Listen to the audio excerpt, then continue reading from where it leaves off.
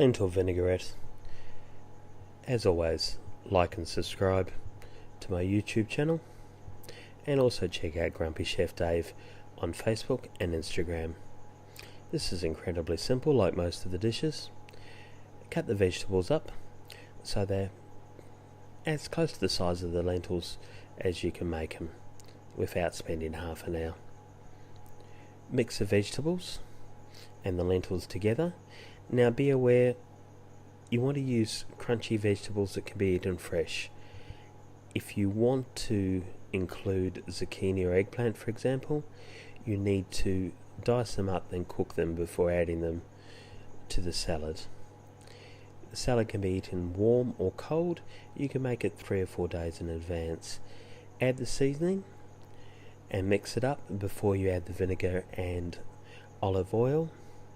Otherwise the seasoning will just be suspended in the vinegar and oil rather than in the salad itself. As always, build the salad in a minimum of 3 movements and enjoy.